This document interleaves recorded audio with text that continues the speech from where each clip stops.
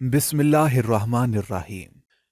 مسجد کے امام کا انتقال ہوا تو نماز جنازہ پڑھانے کے وقت ان کی بیوی نے روک دیا اور بتایا کہ مرنے سے پہلے ان کی وصیت یہ تھی کہ ان کی میت کا جنازہ پڑھنے سے پہلے انہیں ایک رات کے لیے چھت پر رکھ دو۔ لوگ بڑا حیران ہوئے، لیکن ان کی وصیت کو مانتے ہوئے چھت پر رکھ دیا۔ لیکن مجھے تجسس تھا کہ انہوں نے ایسی وصیت آخر کیوں کی، اسی لیے میں آدھی رات ان کی چھت پر گیا اور وہاں کا منظر دیکھ کر پتھر ہو گیا، کیونکہ ان کی بیوی۔ میں ایک یتیم بچہ تھا۔ یتیمی اپنے اندر کس قدر دکھ اور غم لیے ہوئے ہوتی ہے، یہ کوئی ان بچوں سے ہی پوچھے جو بچپن میں ہی ماں باپ کے سائے سے محروم ہو جاتے ہیں۔ میں بھی ایک ایسا ہی بچہ تھا جو دنیا میں تنہا تھا۔ کہنے کو تو میں ایک بہت بڑے گھر اور خاندان کا فرد تھا، مگر اتنے بہت سے رشتوں کے ہوتے ہوئے بھی میں بالکل تنہا تھا۔ یہ دنیا ایک تپتی ہوئی زمین تھی اور میں بغیر کسی سائے کے اس کڑی دھوپ میں کھڑا جھلس رہا تھا۔ رشید، عاطف اور رمیز، منیر، یہ سب تقریباً میرے ہم عمر تھے۔ یہ چاروں ہر صبح دیسی گھی کے پراٹھوں کے ساتھ دیسی مکھن اور انڈوں کا ناشتہ کرتے اور پھر گھر سے 2 میل دور سکول جانے کے لیے نکل کھڑے ہوتے۔ سکول تو میں بھی جاتا تھا، مگر ان چاروں کے سکول کے بیگ اٹھا کر انہیں سکول پہنچانے کے لیے۔ وہاں سے واپس آتا تو گھر کے ڈھیروں کاموں کے درمیان ایک سوکھی روٹی مجھے بھی تھما دی جاتی، جو میں صبر شکر کر کے کھا لیتا تھا۔ چھٹی کے وقت سے پہلے میں پھر سے دوڑ لگاتا اور ان چاروں کے سکول بیگز اٹھا کر گھر واپس پہنچاتا۔ ان کی مائیں جو میری تائی اور چچی تھیں، اپنے بچوں کے لاڈ کرتیں، نمکین لسی پلاتیں اور کھانا کھلا کر ٹھنڈے کمروں میں سلا دیتیں، جبکہ میں کھانا لے کر کھیتوں میں بھیج دیا جاتا، جہاں کبھی چچا تو کبھی تایا بچا ہوا کھانا ایسے میرے آگے ڈال دیتے کہ جیسے میں کوئی کتا ہوں۔ میں تڑپتا کلستا یا کچھ بھی کرتا، ان کے اس رویے کو کس طرح بدل سکتا تھا؟ ہاں، رات کو جب میں اپنی چھوٹی سی کوٹری میں اکیلا ہوتا تو اپنے ماں باپ کو یاد کر کے بہت روتا۔ آج میرے ماں باپ بھی زندہ ہوتے تو میں بھی اس گھر کے بچوں کی طرح اچھی زندگی گزار رہا ہوتا۔ سکول جاتا اور ان کی محبت کی ٹھنڈی چھاؤں میں سکون کی سانس لیتا، مگر شاید میرے نصیب میں اسی طرح ٹھوکروں میں پلنا لکھا تھا۔ ہمارے گھر کے ساتھ ہی مسجد کی مولوی صاحب کا گھر تھا اور اس کے بعد کچھ خالی جگہ چھوڑ کر گاؤں کی مسجد بنی ہوئی تھی۔ مجھے پڑھنے کا بہت شوق تھا۔ آس پاس کے بچے جب سکول چلے جاتے یا سفید ٹوپیاں اور صاف ستھرے کرتے شلوار پہن کر مسجد سپارہ پڑھنے جاتے تو میں اپنا دل مسوس کا رہ جاتا۔ میں اکثر یہی سوچتا کہ کیا کبھی میں بھی ان کی طرح سکول یا مسجد جا پاؤں گا۔ میں نے تو جب سے ہوش کی دنیا میں قدم رکھا تھا اپنے آپ کو ان رشتہ داروں کے رحم و کرم پر ہی پایا تھا۔ ماں کی محبت اور باپ کی شفقت ہوتی کیا ہے، یہ مجھے ان لوگوں کی اپنی اولاد کے ساتھ برتی ہوئی محبت سے نظر آتا تھا۔ میرا تو ذاتی تجربہ بس گالیوں کو سنوں اور دھکوں تک ہی محدود تھا۔ ایک دن مسجد کے جمعے کی نماز سے پہلے مولوی صاحب کا بیان سنا، جس میں وہ یتیم کے حقوق کے بارے میں بیان دے رہے تھے۔ اس بیان کو سن کر مجھے پتا چلا کہ میں تو اللہ تعالیٰ سے بیکار ہی شکوے کرتا رہتا ہوں۔ وہ تو اپنے سب بندوں پر بہت ہی مہربان ہے۔ یہ تو اللہ کے بندے ہی ہیں جو ان احکامات کی تعمیل میں ڈنڈی مار جاتے ہیں۔ اس دن رات میں اپنی کوٹری میں لیٹ کر اللہ کا بہت شکر ادا کرتا رہا۔ اس دن کے بعد سے میرے دل میں علم حاصل کرنے کی انوکھی سی لگن پیدا ہوئی، جبکہ میں اچھی طرح جانتا تھا کہ یہ پھل مجھ پر میرے رشتہ داروں کی طرف سے حرام کر دیا گیا ہے۔ پھر بھی ہر گزرتے دن کے ساتھ اس خواہش کی شدت میں اضافہ ہوتا جا رہا تھا۔ میرے چچا کی ایک چھوٹی بیٹی امام صاحب کی بیگم سے سپارہ پڑھنے جاتی تھی۔ اسے برابر والے گھر ہی جانا ہوتا تھا، مگر پھر بھی مجھے ساتھ بھیجا جاتا تھا۔ میں اسے دروازے سے اندر کر کے خود وہیں بیٹھ جاتا تھا۔ وہ عورت بہت نیک اور اللہ والی عورت تھی۔ وہ میرے حالات سے واقف تھیں، میرے ساتھ ہونے والے سلوک پر دل گرفتہ بھی نظر آتی، مگر وہ بیچاری کر کیا سکتی تھیں؟ ہاں، جو ان کے بس میں تھا وہ کرتی ضرور تھیں۔ سخت گرمی میں مجھے دروازے پر نمکین لسی کا گلاس پکڑا دیا کرتی تھیں، کبھی گھی والا پراٹھا چپکے سے باہر بھیج دیا کرتی تھیں۔ سردیوں میں بھی میرے ٹھٹھرتے وجود پر رحم کھاتے ہوئے کبھی گرم جرابیں پہننے کو دیتی تو کبھی کوئی مفلر یا ٹوپی۔ میرے پورے 24 گھنٹوں میں صرف یہ واحد کام تھا جو میں دل کی خوشی سے انجام دیتا تھا۔ یہ نگرانی پر دروازے پر بیٹھنا مجھے ایسا لگتا تھا کہ جیسے یہ وقت چند لمحوں میں گزر جاتا ہو۔ مولوی صاحب کے گھر کے باہر ایک نیم کا گھنا درخت تھا۔ जिसके नीचे सीमेंट का पक्का चबूतरा बना हुआ था। इस चबूतरे पर शाम के वक्त ठंडे पानी का छिड़काव कर दिया जाता और उसे झाड़ू से साफ भी करता। ये भी वो काम था जो मैं अपनी खुशी और मर्जी से करता था। अक्सर गर्मियों की हब्स ज़दा रातों में जब मैं अपनी कोठरी में जाकर, जिसमें पंखा तक नहीं था, पसीनों में शराबूर हो जाता, तो खिड़की से कूद कर बाहर निकल जाता और इस चबूतरे पर नीम के नीचे सुकून से सो जाता। ये काम मगर मैं बहुत कम करता था, क्योंकि वहां जब मैं सोता तो बेखबर ही हो जाता और घर का दरवाज़ा खुलने से पहले अगर मैं वापस अपनी कोठरी की खिड़की से घर में ना जाता तो फिर उस दिन की सुबह का आगाज ही डंडों और सोटों से होता था। यही नाश्ता, यही खाना, यानी 3 वक्त की तवाज़ो इसी तरह से की जाती और मैं उस वक्ती सुकून की कीमत चुकाते चुकाते हलकान हो जाता। उस दिन न जाने कैसे उस तानी जी को मेरी भूख का अंदाजा हो जाता था और रात को जब मैं अपने जख्मी वजूद और भूखे पेट की दुहाइयां सुन सुनकर रूठी हुई नींद को बुलाने की कोशिश कर रहा होता तो कोई मेहरबान खिड़की खटखटा के मुंडेर पर एक थैली रख जाता। उस थैली में से कभी रोटी और गुड़ तो कभी हलवा निकलता, जो मैं नदीदों की तरह चंद मिनटों में हड़प कर जाता था। मगर इससे इतना जरूर हो जाता कि मैं दूसरे दिन की मुशक्कत के लिए तैयार हो जाता था। जब मेरे दिल में पढ़ने की ख्वाहिश बेदार हुई तो मैं बहुत दिन यही सोचता रहा कि आखिर ये मुमकिन कैसे हो सकेगा। फिर एक दिन मैं फजर के बाद, जब चचा ताया के बेटे स्कूल के लिए तैयार हो रहे होते थे, मैं उस वक्त खामोशी से बाहर निकल गया। मेरा रुख मस्जिद की जानिब था, जहां इमाम साहब चाश्त और इशराक की नमाजों तक रुकते थे। मैं जाकर मस्जिद की चौखट पर खड़ा हुआ। मस्जिद में उस वक्त इमाम साहब के अलावा कोई और नमाजी मौजूद न था। मुझे वहां खड़े कुछ देर हो चुकी थी, मगर मेरी हिम्मत नहीं पड़ रही थी कि मैं मस्जिद के अंदर कदम रख सकूं। इमाम साहब काफी रौबदार शख्सियत के मालिक थे और बड़ी गूंजती हुई आवाज थी उनकी। जब उनकी मुझ पर नजर पड़ी तो कुछ देर शायद इंतजार करते रहे कि मैं अंदर आ जाऊंगा, मगर जब मैं वहीं खड़ा रहा तो उठकर बाहर आ गए और मुझसे कहने लगे, यहां क्यों खड़े हो मियां? मैंने नजरें नीची रखते हुए उन्हें अपनी ख्वाहिश बताई और मजबूरी भी। उन्होंने शफकत से मेरे सर पर हाथ रखते हुए कहा कि वो इस सिलसिले में जरूर मदद करेंगे। मैं एहतराम से वापस हुआ। डर था कि घर में ढूंढियां न मच गई हो, मगर खैर थी, अभी वहां नाश्ता किया जा रहा था। मैंने हर रोज की तरह चारों बैग्स उठाए और उन चारों के पीछे स्कूल की जानिब चल पड़ा।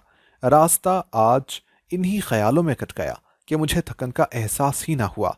फिर अगले 3-4 दिन गुजर गए, मगर कहीं से कुछ ना हुआ। तो आहिस्ता आहिस्ता मुझ पर मायूसी तारी होने लगी थी। मुझे लगने लगा कि मैंने बेकार इतनी उम्मीदें पाली हैं। इमाम साहब को क्या पड़ी है कि मुझ यतीम मस्कीन के लिए कोई कोशिश करें।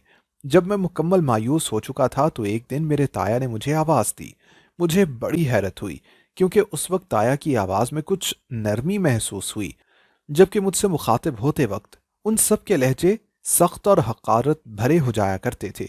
मैं डरते डरते ताया के सामने जाकर खड़ा हुआ। उस वक्त मेरी उम्र 15 साल थी। ताया ने मुझे बताया कि अब मैं उनके बच्चों के बैग स्कूल छोड़कर जब वापस आऊंगा तो 2 घंटे इमाम साहब के पास मस्जिद में कुरान की तालीम हासिल करने जाया करूं। मेरे लिए तो ये खबर एक बहुत बड़ी खुशी की खबर थी। मैं इल्म हासिल करूंगा, पढ़ूंगा, अल्लाह का कुरान। इससे बड़ी खुशनसीबी मेरे लिए और क्या हो सकती थी। बाद में मुझे पता चला कि जुमा की नमाज के बाद इमाम साहब ने दूसरे कई लोगों की मौजूदगी में मेरे चचा और ताया को कहा था कि मैं उनकी जिम्मेदारी हूं और मेरे बारे में रोज़े क़यामत उनसे हिसाब किताब लिया जाएगा। और ये भी कि मैं इतना बड़ा हो गया हूं, मगर अभी तक मुझे स्कूल तो छोड़ो, सपारा पढ़ने भी नहीं बिठाया गया। अब ये मालूम नहीं कि इमाम साहब के समझाने का असर था या लोगों में बेइज्जती का ख्याल। बहरहाल उसके बाद ये तब्दीली ज़रूर आई थी कि मुझे मस्जिद जाके दीन की तालीम हासिल करने की इजाज़त मिल गई। अब मस्जिद जाने के लिए साफ सुथरे कपड़ों की भी ज़रूरत थी, तो ज़िंदगी में पहली बार मेरे खुद के 2 जोड़े कपड़े सिलवाए गए, वरना अभी तक तो मैं उतरन ही पहनता आया था। दूसरे दिन मैं जब स्कूल की ड्यूटी देकर आया तो नहाकर साफ कपड़े पहने और मस्जिद की जानिब चल पड़ा। वहाँ इमाम साहब ने मुझे उर्दू और अरबी दोनों कायदे दिए और कहा कि वो जितना हो सका मुझे तालीम देने की कोशिश करेंगे, बस मैं साबित कदम रहूं। पढ़ने के बाद मैं घर आया, अपने साफ कपड़े उतार कर फिर वही पुराने कपड़े पहने और स्कूल की जानिब रवाना हो गया। बाकी का पूरा दिन फिर वही रूटीन थी, मगर मुझे ऐसा लग रहा था कि जैसे आज मैंने नया जन्म लिया है। मेरी चची और ताई को ये बात बहुत बुरी लगी थी कि अब گھر کے چھوٹے چھوٹے کام جو میں صبح کر دیتا تھا وہ انہیں خود ہی کرنے پڑ رہے تھے۔ انہوں نے اس بات پر شور بھی کیا، مگر نہ جانے امام صاحب کی کون سی بات میرے تایا کے دل کو لگ گئی تھی کہ وہ اب مجھ سے کافی بہتر سلوک کرنے لگے تھے۔ میری زندگی کی مشکلات ابھی ختم تو نہ ہوئی تھی، مگر اب دین کی تعلیم اور امام صاحب کی صحبت میں رہنے سے میں کافی سدھرتا جا رہا تھا۔ 4 سال کا عرصہ اسی طرح سے گزر گیا۔ میں اب امام صاحب سے بہت کچھ سیکھ چکا تھا۔ قرآن پاک کی تعلیم کے ساتھ ساتھ انہوں نے مجھے عربی اور اردو بھی پڑھنا لکھنا سکھا دی تھی۔ ساتھ ہی ساتھ وہ میری تربیت بھی کر رہے تھے۔ اب اکثر مجھ سے اذان بھی دلواتے اور مسجد میں آنے والے بچوں کو سپارہ پڑھانا بھی میری ذمہ داری ہو چکا تھا۔ میرے چچا زاد اور تایا زاد بھی اسکول ختم کر کے شہر پڑھنے جا چکے تھے۔ میرے پاس اب کافی وقت ہوتا تھا جو میں مستقل دین سیکھنے اور امام صاحب کی زیر تربیت گزارتا تھا۔ مگر اس رات کی صبح میری دنیا تاریک کر گئی۔ جب میں صبح مسجد پہنچا تو امام صاحب ابھی تک نہ آئے تھے۔ یہ بڑی حیرت کی بات تھی، ایسا پہلے کبھی بھی نہ ہوا تھا۔ میرے ساتھ ساتھ باقی سارے نمازی بھی حیران تھے۔ بہرحال میں نے اذان دی اور نماز پڑھائی۔ نماز کے بعد بھی جب امام صاحب کی کوئی خبر نہ آئی تو میں نے ان کے گھر کے دروازے پر دستک دی۔ کچھ دیر کے بعد مولوی صاحب کی بیوی دروازے پر آئی اور امام صاحب کی طبیعت خراب ہونے کی اطلاع دی۔ میں خاموشی سے واپس ہو گیا کیونکہ گھر کی بھی بہت سی ذمہ داریاں ابھی بھی میرے اوپر ہی تھیں۔ میرے چچا اور تایا عمر بڑھنے کے ساتھ ساتھ شاید خوف خدا کے ڈر سے کافی ٹھیک ہو چکے تھے۔ اب گھر میں مجھے بھی سب کے ساتھ ناشتہ کھانا دیا جانے لگا تھا۔ اس کے علاوہ میری کچی کوٹری کو بھی پکا کر کے اس میں پنکھا اور بلب وغیرہ لگا دیا گیا تھا۔ مجھے ان کے بچوں کے مساوی حقوق تو ابھی بھی نہ ملے تھے، مگر میرے لیے یہ بھی بہت غنیمت تھا کہ اب مجھے کم از کم انسان تو سمجھا جانے لگا تھا۔ میرے لیے تو یہ بھی بہت بڑی نعمت تھی، اور یہ سب مجھے امام صاحب کی صحبت کا فیض ہی لگتا تھا۔ دوپہر میں جب نماز ظہر کے وقت میں مسجد گیا تو امام صاحب اس وقت بھی موجود نہ تھے۔ میں نے پھر اذان دے کر نماز پڑھائی ہی تھی کہ اچانک کسی نے بتایا کہ امام صاحب کے گھر سے رونے کی آوازیں آ رہی ہیں۔ میں بھاگم بھاگ امام صاحب کے دروازے پر پہنچا اور دستک دی تو اس بات کی تصدیق ہو گئی کہ امام صاحب کا انتقال ہو چکا ہے۔ مجھ پر تو غم کا پہاڑ ہی ٹوٹ پڑا تھا۔ مجھے ایسا لگنے لگا کہ جیسے میں ایک بار پھر سے یتیم ہو چکا ہوں۔ میرے قدم لرز رہے تھے اور چہرہ آنسوؤں سے تر ہو چکا تھا۔ میں ہمت کر کے مسجد کی طرف گیا اور امام صاحب کے انتقال کا اعلان کر دیا۔ پورا گاؤں مسجد میں جمع ہو چکا تھا۔ ہر کوئی افسردہ تھا۔ امام صاحب کا کوئی بیٹا نہ تھا، اسی لیے سب نے مل کر کفن دفن کی تیاری کر لی۔ طے یہ پایا کہ مغرب کے وقت نماز جنازہ پڑھا کر میت اٹھا دی جائے گی۔ مگر جب سب لوگوں نے مجھے امام صاحب کے گھر بھیجا کہ مولوی صاحب کی بیوی سے اجازت لے لوں تو آگے سے انہوں نے ایک عجیب بات کہی۔ میں ان کی بات سن کر چپ رہ گیا، مگر یہ وقت بحث کا نہیں تھا۔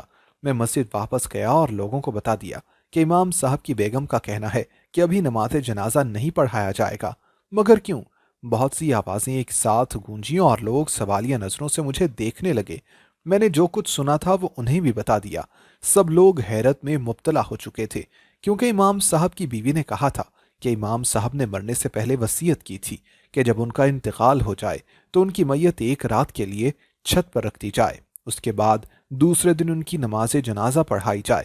سب لوگ متجسس تو تھے، پر وصیت پر عمل کیے بغیر کوئی چارہ بھی نہ تھا۔ اب امام صاحب کے جنازے کو چھت پر رکھ دیا گیا اور سب لوگ اپنے اپنے گھروں میں چلے گئے کہ صبح اٹھ کر تدفین کریں گے۔ مگر مجھے یہ بات ہضم نہ ہو رہی تھی کہ آخر امام صاحب نے ایسی وصیت کیوں کی ہے۔ جب سب لوگ چلے گئے اور رات کافی گزر گئی تو میں رہ نہ سکا اور چپ چاپ سے اپنی چھت پر چڑھ کے امام صاحب کی چھت پر چلا گیا۔ وہاں میں ایک کونے میں چھپ کر بیٹھ گیا۔ پھر میں نے جو منظر دیکھا اسے دیکھ کر میں پتھر ہو گیا تھا۔ میں جس طرح گیا تھا یہ سب دیکھ کر اسی طرح سے واپس اپنی چھت پر آ گیا۔ دوسرے دن امام صاحب کی نماز جنازہ پڑھا کر ان کی تدفین کر دی گئی۔ اب مسجد کی امامت میرے سپرد تھی۔ میرا زیادہ تر وقت اب مسجد میں ہی گزرتا تھا۔ میرے رشتہ داروں نے بھی اس بات کو قبول کر لیا تھا اور اب میری کافی عزت کرنے لگے تھے۔ میں بھی پوری کوشش کرتا تھا کہ ماضی میں ان کی گئی زیادتیوں کو ذہن سے جھٹک دوں۔ اللہ تعالیٰ کے کرم سے مجھے گاؤں میں بے حد عزت ملی تھی۔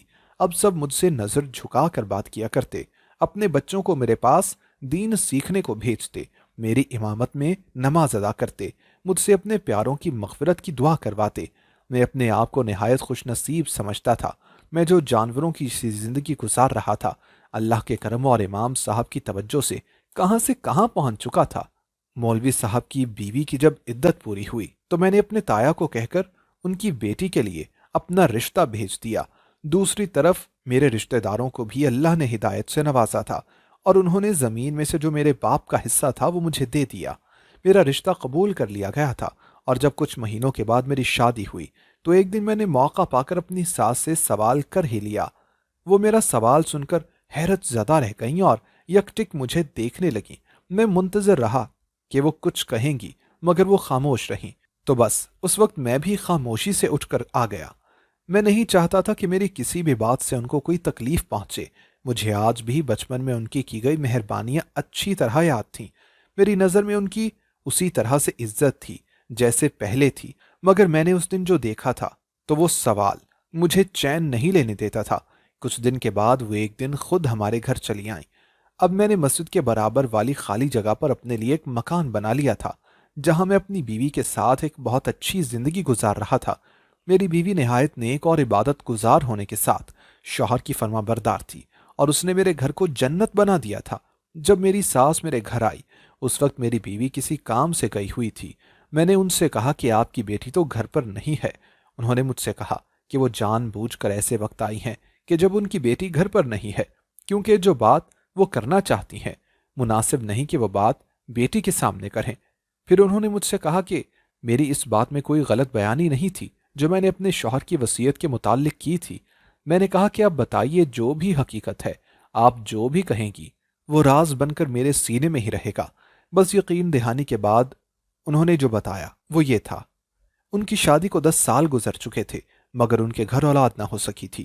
انہوں نے امام صاحب سے کئی بار کہا کہ وہ دوسری شادی کر لیں، مگر وہ شریف النفس انسان نہ مانے۔ اس گاؤں میں آنے سے پہلے ہم لوگ جہاں رہتے تھے وہاں ہمارا گھر گاؤں کے بالکل شروع میں تھا، بس کے بعد کافی دور جا کے باقی آبادی تھی۔ ایک دن رات کے وقت دروازے پر زوردار دستک ہوئی تھی۔ امام صاحب نے جا کے دروازہ کھولا تو وہاں ایک خوبصورت لڑکی کھڑی تھی جو بے حد ہراساں تھی۔ اس نے ایک کالی چادر میں خود کو لپیٹا ہوا تھا۔ دروازہ کھلتے ہی وہ گھر میں آ گئی۔ وہ بہت خوف زدہ لگ رہی تھی۔ میں اسے اندر لے گئی، اسے تسلی دی اور کہا کہ وہ آرام سے سو جائے، صبح بات کریں گے۔ دوسرے دن اس کی حالت کچھ سنبھل گئی تو میں نے اس سے پوچھا کہ وہ اتنی رات گئے کہاں سے آ رہی تھی۔ اس پر بس اس نے اتنا بتایا کہ اس کے سوتیلے ماموں نے اس کا سودا ایک عیاش شخص سے کر دیا تھا جو اس کی عزت کے درپے تھا۔ وہ بڑی مشکل سے اپنی جان بچا کر بھاگی اور پہلے نظر آتے گھر کے دروازے پر دستک دے دی۔ بہرحال وہ ہمارے ساتھ ہی رہنے لگی تو میرے دل میں پھر سے یہ خیال آیا کہ امام صاحب کی شادی کروا دوں تاکہ اس گھر میں بھی بچے کی خوشی آ سکے۔ میں نے اس سے بات کی تو وہ کہنے لگی کہ آپ میری بڑی بہن جیسی ہیں، میں نہیں چاہتی کہ ہمارے درمیان سوتن جیسا کڑوا رشتہ بنے، مگر میں نے اسے یقین دلایا کہ ایسا کچھ نہیں ہوگا، بلکہ اگر وہ ایسے کرے گی تو مجھ پر احسان ہوگا۔ میری بہت منت سماجت کرنے پر وہ بالآخر راضی ہو گئی۔ دوسری جانب میں نے اپنے شوہر کو بھی رو دھو کر راضی کر ہی لیا تھا۔ اس کے 1 سال بعد ہی ہمارے گلشن میں ہماری بیٹی پھول بن کر مہکنے لگی۔ اس نے وہ بچی پیدا ہوتے ہی میری گود میں ڈال دی تھی اور اس کے بعد ایک دم گوشہ نشین ہو گئی۔ میرے شوہر کو بھی اپنے پاس نہ آنے دیتی، اور پھر جب ہماری بیٹی 1 سال کی ہوئی تو وہ اچانک کہیں غائب ہو گئی۔